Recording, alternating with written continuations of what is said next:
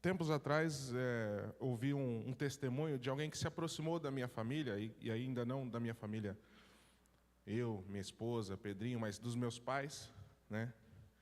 E a pessoa que falou assim: cara, quando eu cheguei na sua casa, eu tomei um susto. Eu falei, mas cadê?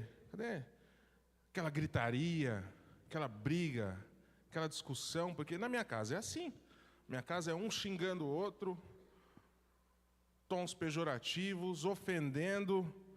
E daqui a pouco a gente finge que nada aconteceu, mas existe esse conflito. E aí quando eu cheguei na tua casa, eu vi esse clima que não tem uma briga, uma discussão. Às vezes tem desentendimentos, mas o acaloramento não é proferido. Então, as coisas estão dentro do ambiente de paz. E é essa promessa que Deus tem para a nossa vida. Talvez o teu lar ainda não reflita essa realidade, mas leia essa palavra, profetize isso na tua casa. Tua casa não é lugar de gritaria, não é lugar de falar, não aguento mais, né? A tua casa é um lugar de paz. Essa é a promessa que Deus deixou para a tua casa. Amém? Então o incentivo é que você medite sobre esses textos, declare sobre a tua casa, sobre a tua família, porque é uma promessa que Ele deixou para ti. E cabe a nós nos apossarmos dessa promessa e decidimos ter o nosso lar como um lar de paz. Amém? Como o pastor bem disse aqui, na verdade estava falando com a Stephanie que talvez eu nem precise pregar, porque boa parte do que eu ia falar ele já trouxe aqui para nós. Nós estamos falando sobre um mês que é o mês da família. Estamos falando com mensagens voltadas para a nossa família. E essa semana, e desde o final da semana passada, eu vi alguns temas virem cada vez mais à tona. Por exemplo, ontem estava passando um comercial dizendo que o Fantástico de hoje ele vai falar sobre as escolhas mais recentes sobre não ter filhos, né? Cada vez mais as famílias têm optado por não terem filhos, ou, quiçá, criarem uma família, né? Quantos de vocês já ouviram ou conhecem pessoas que falam, não, eu prefiro não ter filho, eu quero não ter filho? Quantos de vocês já conhecem pelo menos uma pessoa assim? Existem, não existem? Cada vez mais afloradas. Eu trabalhei com diversas pessoas, principalmente no ambiente corporativo, algumas mulheres que falam, cara, ter filho não é para mim, Bruno. Até vou casar, mas não quero isso para mim. Não é essa a realidade que eu quero viver. Tenho lá meu cachorrinho, tenho meu pet, né? A gente tem trocado um filho gerado pelo filho que late. E não tem problema nenhum com o animal. Tem um lá em casa lá que dá bastante trabalho, né? Mas enfim, não é o problema o pet. O problema é você substituir um filho, substituir a constituição da família por uma deturpação, né? Algo que não é o projeto de Deus. Porque esse número ele é cada vez mais crescente e é alarmante. Ele é tão alarmante que na Europa, né, trazendo alguns dados, na Europa existe hoje um incentivo absurdo para que as pessoas tenham filho. Na Europa, no Japão, né, as pessoas elas recebem uma ajuda de custo. Conversando com um amigo meu, que a irmã dele mora na Alemanha, falou, na Alemanha eles querem tanto que as pessoas tenham filho, porque a licença ela é de 2 anos, e você pode dividir entre pai e mãe. Parte do tempo o pai fica em casa, parte do tempo a mãe, porque as pessoas querem que as pessoas tenham filho. Ainda falando sobre a Alemanha, um fato curioso que, hoje em dia, se você tem alguma experiência em cuidar de idosos, você consegue um visto em coisa de 15 dias para ir para a Alemanha com visto de trabalho. Se você tem alguma experiência de ser um cuidador de idosos. Por quê? A população está envelhecida e não tem mais aquela força de juventude, de trabalho, a fim de suprir essas pessoas. Então eles estão importando uma força de trabalho jovem para cuidar da sua população já idosa, né? Então, cada vez mais eles têm aberto as portas, e aí não só também para cuidar do povo mais idoso, de mais idade, mas também como força de trabalho, porque são os trabalhadores jovens que pagam as aposentadorias daqueles que já pararam de trabalhar. Então essa é uma preocupação global. essa questão. E cada vez mais as pessoas, mesmo assim, elas estão, não vou botar filho num mundo como esse, né? É o que eu mais ouço. Ainda quem compara, eu estava ouvindo um podcast que ele comparou o êxodo migratório, principalmente do Brasil e de países que ainda não alcançaram como um status de país de primeiro mundo. Eles comparam esse êxodo, né, essa passagem migratória, como o êxodo escravagista, lá do século passado. Porque na primeira leva foram levados como escravos os selvagens. Aquelas pessoas que estavam ali à deriva, perdidos, e que não tinham expectativa de vida. E assim também foi aqui no Brasil, há algum tempo atrás, aquelas pessoas que, poxa, não tem onde cair morta. Aí vai lá, paga um coiote, atravessa para os Estados Unidos e, se perder, perdeu. Ia morrer no Brasil, vou morrer pelo menos nos Estados Unidos, no México, né? Esse foi a primeira leva de pessoas que imigraram. Isso falando de 30, 40 anos atrás.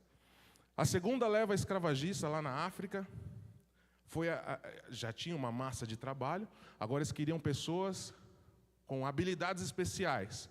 Então encontrava-se pessoas que eram fortes, tinham habilidade para marcenaria, construção, tinham qualquer habilidade. É esse escravo que eu preciso levar, porque eu preciso de uma mão de obra qualificada. E assim também foi a segunda leva de pessoas que foram imigrando para o exterior, para países de primeiro mundo, ter uma condição melhor. As pessoas que tinham qualificações, né, que tinham um estudo, elas eram selecionadas para empresas para imigrarem para os Estados Unidos, para a Europa e para tantos outros lugares.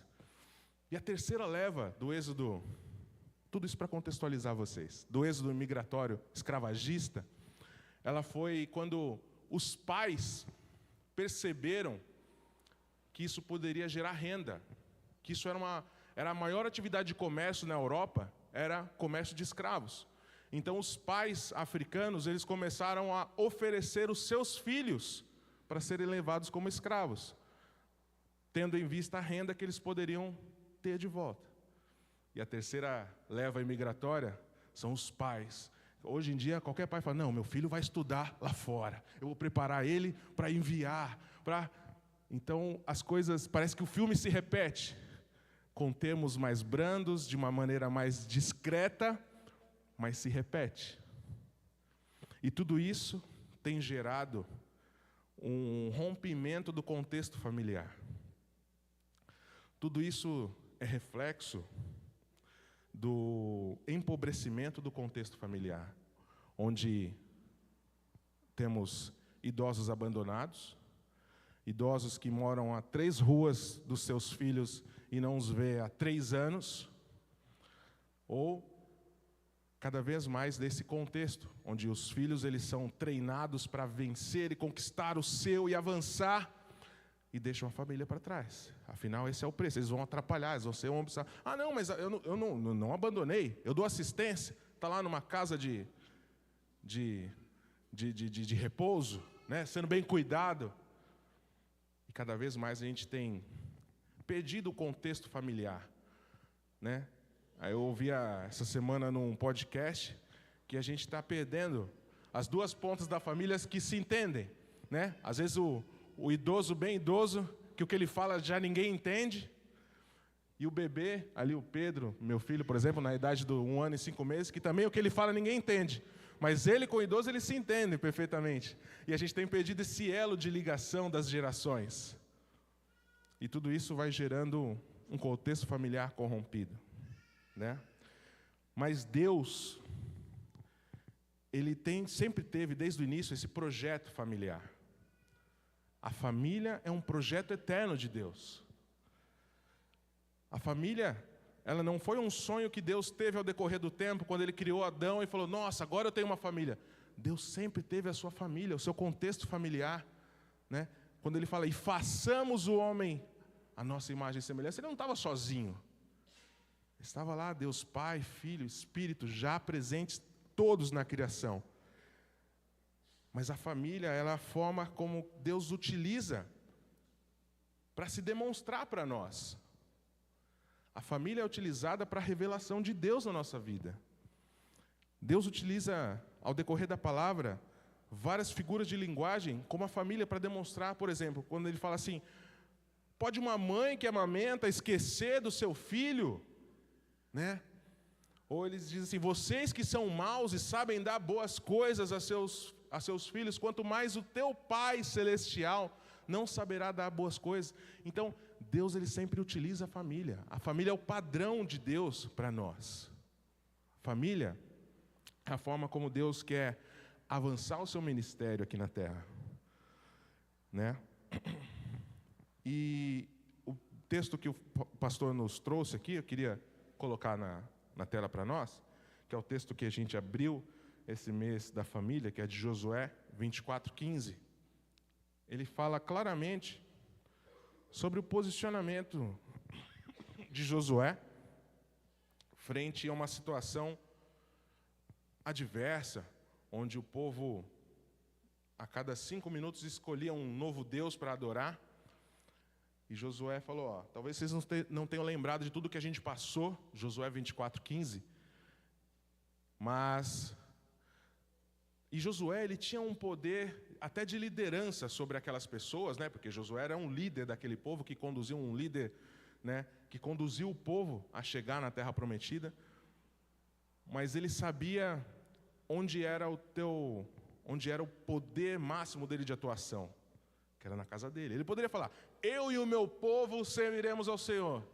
Mas aqui eu não tenho total influência. As pessoas, mas ele pôde se posicionar e falar, minha casa e eu, né? Na segunda parte do versículo, eu, porém, e a minha família serviremos ao Senhor. Né? O texto completo vamos ler. Se, porém, não agrada a vocês servir o Senhor, escolham hoje a quem irão servir. Se aos deuses a que os seus antepassados serviram, além do Eufrates, ou aos deuses dos amorreus, em cuja terra vocês estão vivendo. Mas eu, porém, uma escolha pessoal, Josué se posicionou, eu, porém, e a minha família, abrangendo aqueles que estavam contigo, serviremos ao Senhor. E Josué foi esse líder, que ele soube se posicionar perante a sua casa. E a Bíblia é recheada de pessoas e casos de famílias que tiveram uma liderança dentro daquele ambiente familiar que soube se posicionar. Noé foi uma pessoa que soube se posicionar e a obediência de Noé fez com que ele e a casa dele fossem salvos num mundo onde tudo mais foi destruído. Raabe, né? Aqueles que falam, só os homens se levantam. Não, Raabe, uma mulher se levantou e a sua casa foi salva porque ela soube interpretar, ela soube ouvir pelos espias, soube confiar, como muito bem foi falado aqui alguns domingos atrás. Ela soube entender que se ela não aderisse àquela verdade que ela estava ouvindo dos espias, ela ia perecer. Então, ela soube reconhecer a Deus e através disso, ela e toda a casa dela foi poupada. Ela e toda a casa dela foi poupada. A tua casa, ela vai colher consequências das suas escolhas. Nesse caso, estamos falando de escolhas boas e positivas. Mas nem sempre é assim. Nós temos, por exemplo, a história de Acã. Acã, vamos abrir o texto aqui para ilustrar, o livro de Josué, capítulo 7, versículo 1. Acã era um integrante do exército ali de Josué, né, quando eles fizeram esse trabalho de invadir a Canaã, a terra prometida. Eles tinham uma instrução muito simples. Olha, vocês estão indo para uma batalha que aos olhos humanos, ou pelo menos aos olhos dos outros espias que foram, era impossível ser vencidas. Vocês estão indo para um contexto onde humanamente é impossível vencer, mas eu vou dar a vitória a vocês.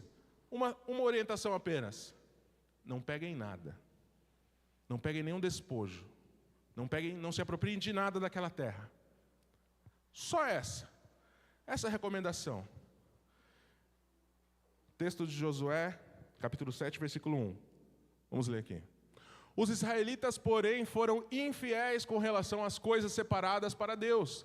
Acã filho de Carmi, filho de Zimri, filho de Zerá, o qual era da tribo de Judá, apossou-se de algumas delas.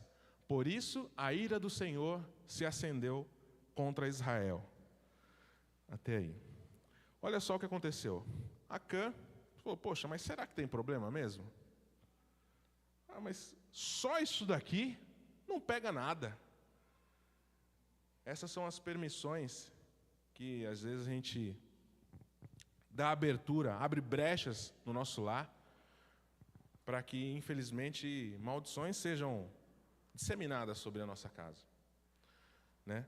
E Acã, vamos ler a consequência disso lá no versículo 20 do mesmo capítulo, capítulo 7, versículo 20, diz assim, Acã respondeu, porque todo o povo foi interpelado ali para ver quem que tinha feito, né? Porque foi revelado que alguém não tinha cumprido.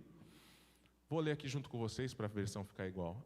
Acã respondeu a Josué, é verdade que pequei contra o Senhor, o Deus de Israel, o que fiz foi o seguinte, quando vi entre os despojos um belo manto de Sinar, 200 ciclos de prata e uma barra de ouro, que pesava 50 ciclos, eu os cobicei e me apossei deles. Então estão escondidos debaixo da minha tenda, com a prata por baixo. O próximo. Josué enviou alguns mensageiros que correram à tenda de Acã, lá estavam escondidas as coisas com a prata por baixo. Retiraram-nas da tenda e as levaram a Josué e a todos os israelitas, que as puseram diante do Senhor. Então Josué com todo Israel levou Acã, bisneto de Zerá, ao vale de Acor, com a prata, o manto, a barra de ouro, os seus filhos e filhas, os seus bois, os seus jumentos, as suas ovelhas, a sua tenda e tudo que lhe pertencia. Josué disse, porque você nos causou esta desgraça, hoje o Senhor causará a sua desgraça. Então todo Israel o apedrejou, depois apedrejou também a sua família e os queimou no fogo. Olha que drástico a consequência. A consequência é que Acã tomou uma atitude. Os filhos dele não tomaram uma atitude. As filhas não tomaram. Os seus bois não tomaram. Mas a consequência de Acã, da decisão de Acã, foi sentida e foi permeada por toda a sua família. Nós, através das nossas escolhas, nós podemos trazer influências boas, consequências boas ou ruins para as nossas famílias. E às vezes, podemos até colher escolhas que não foram feitas por nós, pelos nossos pais, pelos nossos avós. A verdade é que Cristo veio até nós a fim de quebrar toda e qualquer maldição, a fim de nos livrar de toda e qualquer maldição hereditária, qualquer doença hereditária que falem que você possa ter. Ele veio, através disso, nos quebrar essa maldição, porque a palavra diz que sobre ele foram lançadas todas as nossas chagas, todas as nossas enfermidades, todas as nossas dores foram lançadas sobre ele. Mas o ponto aqui é trazer a importância de uma decisão, de uma escolha de nós frente à nossa família. Eli, não vou entrar na história de Eli, mas foi uma história parecida. Eli foi um grande sacerdote, uma pessoa que conhecia a palavra profundamente, mas não soube priorizar, não soube escolher as coisas corretas a fim de priorizar a tua casa. E Ofni e Finéias eram os dois filhos de Eli que causaram terror, perderam a arca da aliança para os filisteus, trouxeram grande desgraça. Porque Eli não soube priorizar a tua casa, não soube priorizar o seu lar. E tudo isso trouxe consequências não só para a casa, para a família dele, mas também para o povo, para o lugar onde eles habitavam. Mas então, a pergunta que fica, diante de todo esse cenário, como então que eu devo me posicionar, a fim de preservar minha família, a fim de garantir que a palavra de Josué se cumpra. Josué 24:15. Minha casa e eu serviremos ao Senhor. A palavra ela nos dá instrução sobre o zelo que nós devemos ter na nossa casa. E é sobre isso que eu queria rapidamente compartilhar com vocês hoje. É sobre isso que eu queria poder trazer aqui uma ilustração, uma dissertação acerca desse texto. Eu queria que vocês abrissem comigo a Bíblia no livro de Efésios. Efésios, capítulo 5, a partir do versículo 21.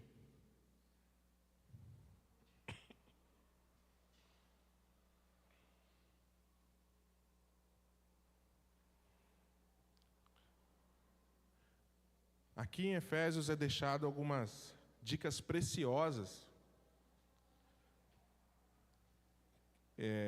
a fim de que você consiga conduzir a tua casa mediante o projeto que Deus planejou para a tua casa, a fim de que cada um esteja cumprindo o teu papel.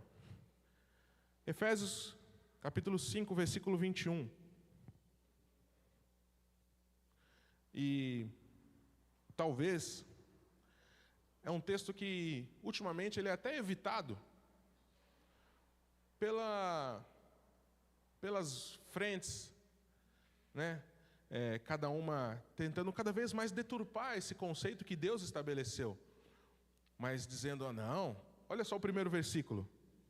Sujeitem-se uns aos outros no temor de Cristo. Eu vou me sujeitar a alguém? Você acha? Olha para a minha idade, né? Não aguentava isso do meu pai, da minha mãe, vou me sujeitar. Você quer ter um lar saudável?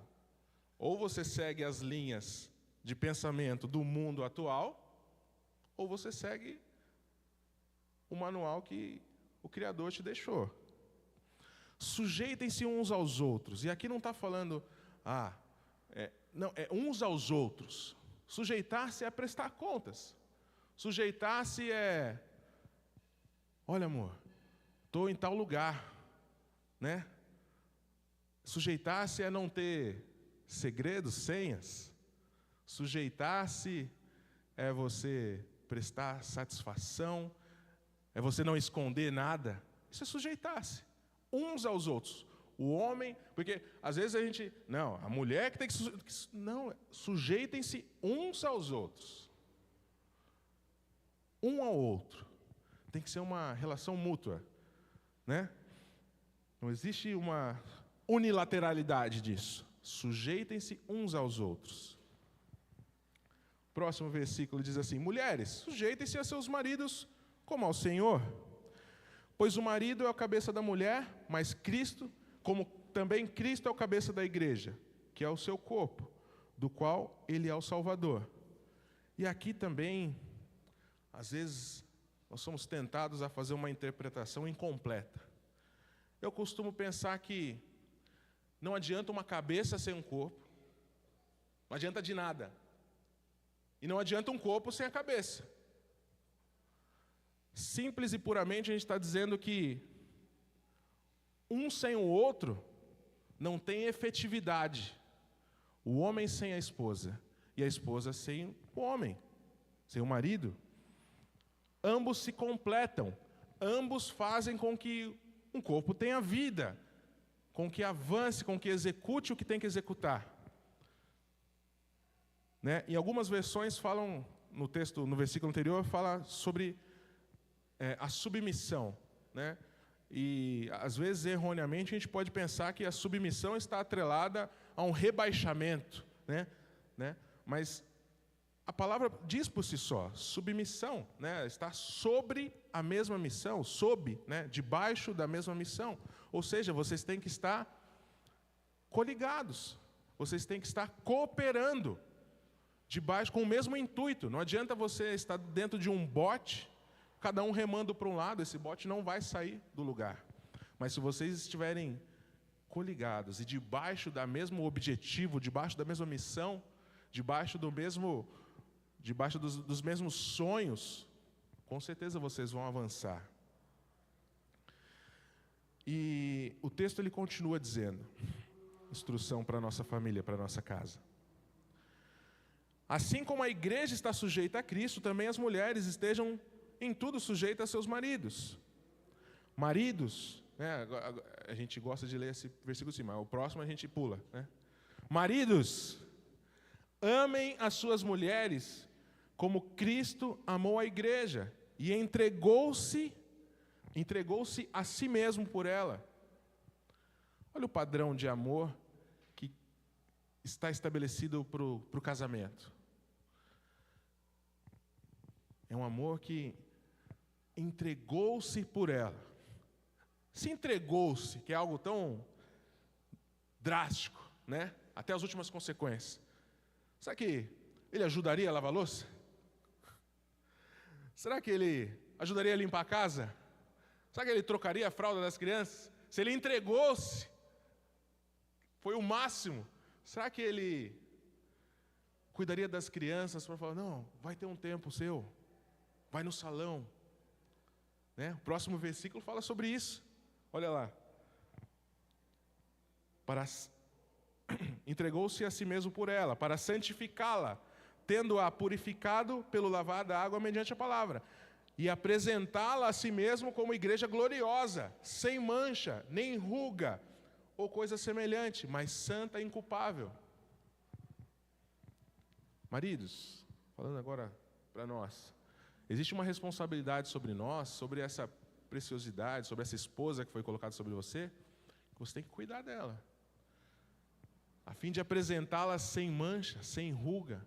Então você tem que investir nela. Você tem que cuidar, né? Pagar lá uma vez por semana, uma vez por mês, um salão, né? Deixar ela cuidar de si própria, né? Você tem que investir nela. Essa é a dica nos deixada no Evangelho para que o nosso lar represente o projeto eterno de Deus, a família de Deus. Das mulheres estarem ali como um alicerce do lar, né? Sendo ele qual for, se ela for trabalhar, ela está sendo um alicerce, está cooperando. Se ela estiver dentro de casa, ela também está cooperando, cuidando das crianças, trazendo instrução para o lar. Mas fato é que existe uma mutualidade ali, tem que existir uma parceria mútua entre o casal,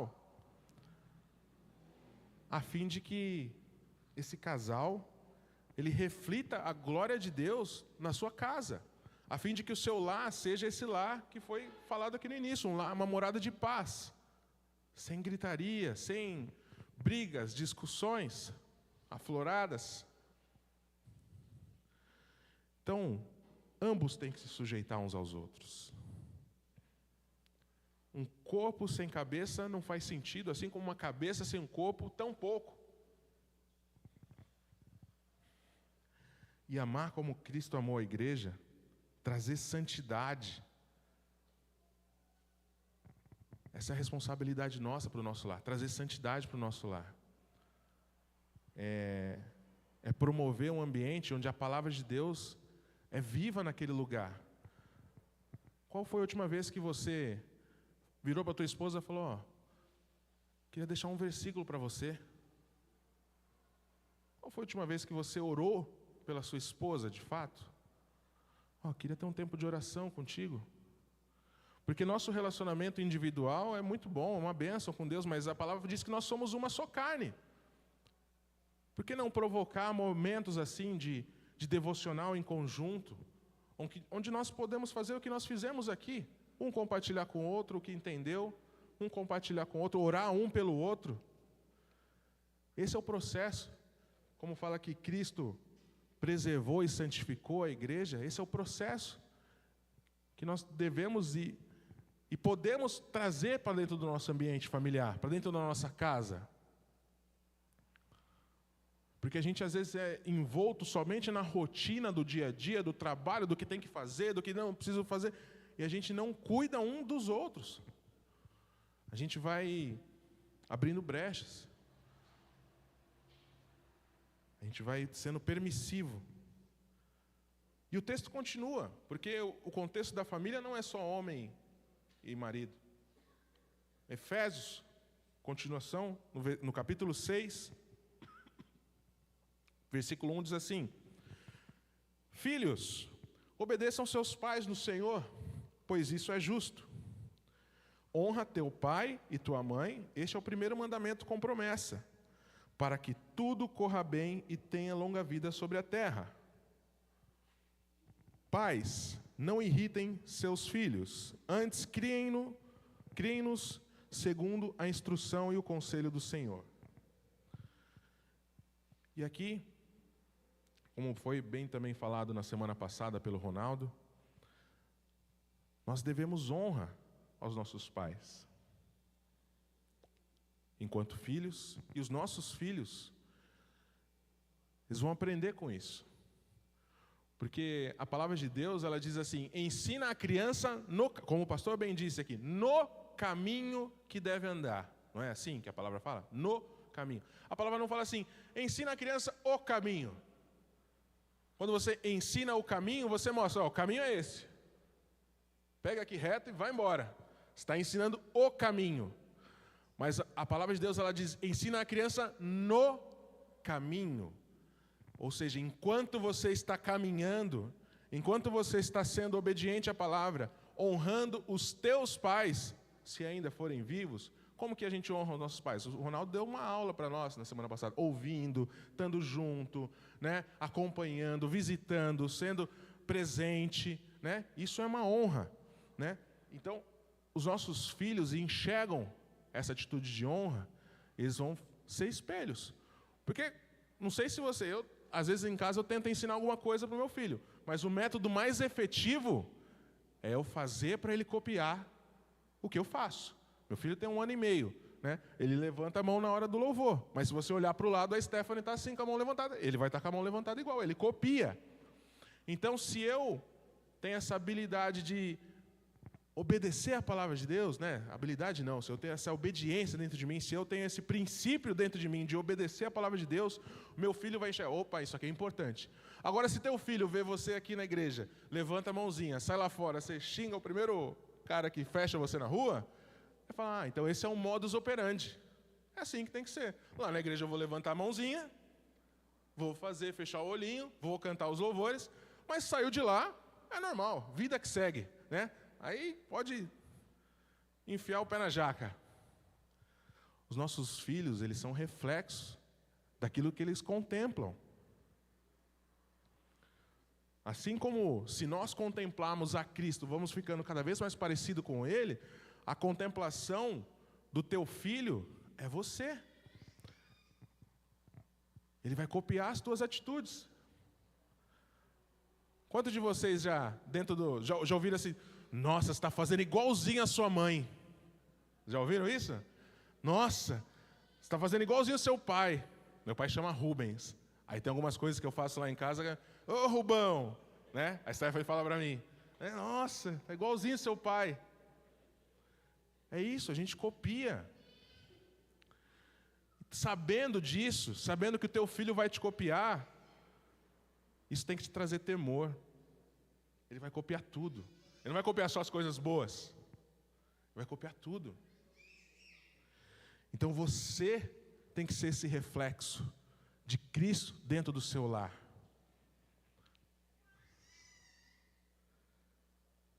Você tem que ser a provisão. Porque se você for a provisão para o seu lar, teu filho vai entender. Assim como meu pai aqui na terra é um provedor para mim, meu pai espiritual é um provedor para mim. É isso que a palavra está nos dizendo. Ensina a criança no caminho que deve andar. Não adianta você querer, como o pastor falou, terceirizar. Ah, mas eu ensino ela no caminho que ela deve andar. Eu levo lá para a escolinha dominical, entrego na mão da tia Alexandra, entrego na mão da tia Milena, entrego na mão da tia Dani. Estou ensinando no caminho que ela deve andar. Isso não é ensinar no caminho. Ela está absorvendo as historinhas, as verdades, mas ela vai aprender no caminho. É nas tuas atitudes. É no momento que pisa no teu calo e ele está ali do lado. E aí teu filho, caramba, pai. Qual que é a reação que teu filho tem mediante as atitudes que você toma? Quando você está fora desse ambiente. Isso tem que trazer temor. E é isso que vai trazer um ambiente de paz. Um contexto familiar segundo o projeto eterno de Deus para a sua casa. E eu já estou encerrando aqui. Já vamos encaminhando para o final. Se os músicos quiserem subir, fiquem à vontade. Mas, às vezes você pode estar pensando assim, pô, Bruno, legal. Mas talvez hoje eu esteja colhendo escolhas erradas que meu pai tomou, que meu avô. Talvez hoje parte do que eu esteja colhendo são consequências erradas, de escolhas erradas que trouxeram maldição para minha família, para minha casa. Como eu falei, queria que você abrisse comigo no livro de 2 Coríntios, capítulo 5, versículo 17. Esse texto ele tem uma promessa. Pode mudar o contexto da tua família, o contexto das futuras gerações que virão depois de você. 2 Coríntios, capítulo 5, versículo 17. Diz assim: portanto, se alguém está em Cristo, é uma nova criatura. As coisas antigas já se passaram, e eis que se fizeram novas. Eu tenho uma outra versão que eu queria compartilhar com você, que diz assim, logo, versão transformadora, todo aquele que está em Cristo se tornou uma nova criação. A velha vida acabou, e uma nova vida teve início.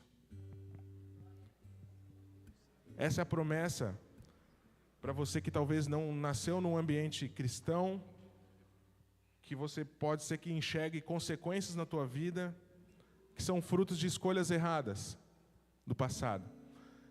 Essa promessa ela diz muito sobre, se você está em Cristo, se você aceita Cristo, se você escolhe nascer para uma nova vida, a velha vida acabou. Assim tá, estou lendo o texto do jeito como ele está. A velha vida acabou. E uma nova vida teve início. Onde você vai colher os frutos da semente divina, de um novo nascimento, de uma nova criação, de uma nova realidade, de um outro contexto que Cristo tem para você, porque Ele deseja que você tenha um lar de paz. Ele deseja que você seja um reflexo em uma geração em que estamos perdendo o contexto familiar. Ele deseja que você seja aquele vislumbramento que as pessoas olham e falam, nossa, não é que vale a pena ter uma família? Olha só, a família dele é diferente. É diferente do que eu vi, do que eu assisti, do que eu vi na minha casa. Hoje muitas pessoas elas escolhem não ter uma família devido às experiências, as experiências negativas que tiveram dentro do teu contexto familiar. Imagina que eu quero ter uma família, meu pai batia na minha mãe todos os dias. Imagina que eu quero ter uma família, meu pai me chamava de burro. Imagina que eu quero ter uma família, para quê? Só que a tua família, ela pode ser o reflexo positivo, a fim de mudar esse conceito nas pessoas. Porque esse não é o projeto de família que Deus escolheu lá no início. O projeto de família é que sujeitem-se uns aos outros no temor a Cristo. Né? O homem é o cabeça e a mulher é o corpo. Eles se completam para poder ser efetivos no reino de Deus. Os filhos, eles são obedientes e honram os seus pais. Os pais, eles não irritam seus filhos, mas eles dão provisão, eles corrigem, eles disciplinam. Esse é o projeto de Deus para a sua casa, para a sua família. Você quer viver essa realidade? Você quer que as suas futuras gerações vivam essa realidade? Vou ficar de pé junto comigo.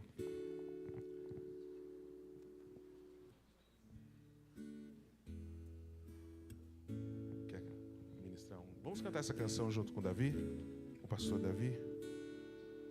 Quero consagrar o meu lar a ti, o nosso futuro para te servir, com toda a minha força e entendimento, quero dedicar o meu lar a ti.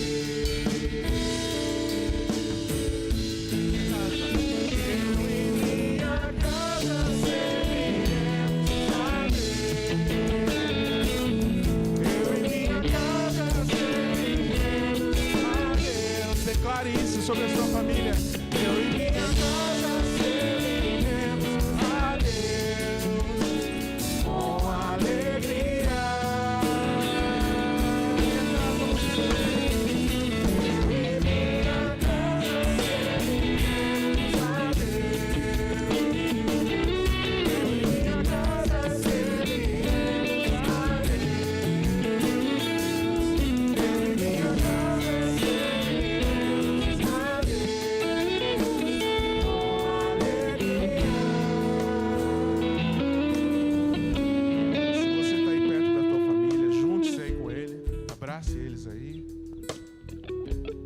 chamar minha família para vir aqui. Você pode vir aqui, Fê? Consegue? O Pati dela, o Matias está ali no colo. A fim de representar o teu lar.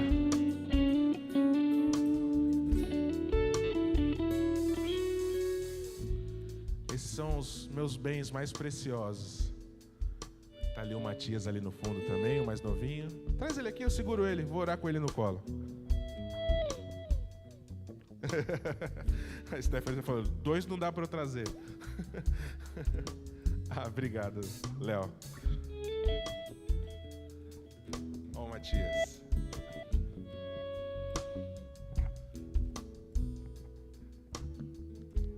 Fala aí, pessoal.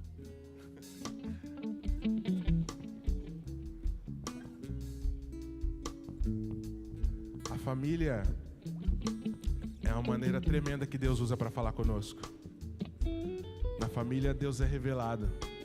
Eu aprendo todos os dias com esses 2 pequenos aqui na paternidade. Às vezes eu falando com eles, falo, nossa, isso aqui é Deus falando para mim, né? Às vezes eles não sabem esperar as coisas, às vezes eles pedem coisas que não é o momento. Eu falo, nossa, olha Deus falando comigo. A família é esse ambiente onde Deus é revelado. Ore pela sua família. Se posicione pela sua família, como Josué. Josué tomou uma decisão. Ele falou, pode acontecer o que for aí fora. Minha casa e eu vamos servir a Deus. Esse é o posicionamento que eu estou afirmando sobre a minha família. Declare isso pela sua família também. Dedique esse momento agora em orar pela sua família. Pai querido, abençoa as nossas famílias aqui, Senhor. Abençoe cada lar aqui representado, cada casa, Pai. Abençoe cada contexto familiar, Pai. Dos mais diversos, Pai. O Senhor conhece cada família, cada lar aqui, Pai. O Senhor sabe o que cada lar necessita, Pai. Oh, Pai, nós clamamos pela Tua intervenção divina nos nossos lares, na nossa casa, Pai. Que os nossos lares representem, Pai, a extensão do Teu reino aqui na terra, Pai. Que esse mundo caótico, Pai, que está deturpando todos os conceitos, que eles venham, Pai, ao olhar para a nossa casa, enxergar esperança, Pai, de um futuro de paz. Esperança, Pai, de um cumprimento da promessa que o Senhor deixou para nós. Que o Senhor tem planos de bem e não de mal, Pai. Oh, Pai, nós cremos, Pai, que o Senhor pode realizar através das nossas famílias, Pai, a Tua obra aqui na terra, Pai. Nós cremos que os nossos filhos são flechas, Pai, que serão enviados, Pai, a lugares onde nós não podemos alcançar, Pai. Que o Senhor nos ajude a dar direcionamento aos nossos filhos, Pai. Que o Senhor nos ajude no tratar com as nossas esposas e maridos, Pai. Que o Senhor dê sabedoria, que o Teu Espírito Santo venha nos encher todos os dias, a fim de que não hajamos pelos ímpetos, pela nossa carnalidade, mas que hajamos, Pai, seguidos e orientados pelo Teu Espírito Santo dentro do nosso lar. Que o nosso lar, Pai, seja um lar de paz, de segurança, seja um lar onde nós possamos experimentar da Tua provisão, das Tuas bênçãos, Pai. Nós declaramos, Pai, que nós e a nossa casa serviremos ao Senhor, Pai. Nós serviremos a Ti. Eu e minha casa serviremos ao Senhor, Pai. Em nome de Jesus, Pai. Derrama a Tua bênção sobre nós, Pai. Derrama a Tua bênção sobre cada filho e filha, cada marido, cada esposa, cada avô, vó, tio, tia. Oh, Pai, que nós possamos experimentar do Teu Espírito Santo em nossas casas, em nossas famílias, Pai. Em nome de Jesus. Amém. Deus abençoe vocês. Vamos cantar mais uma vez? Vamos cantar assim.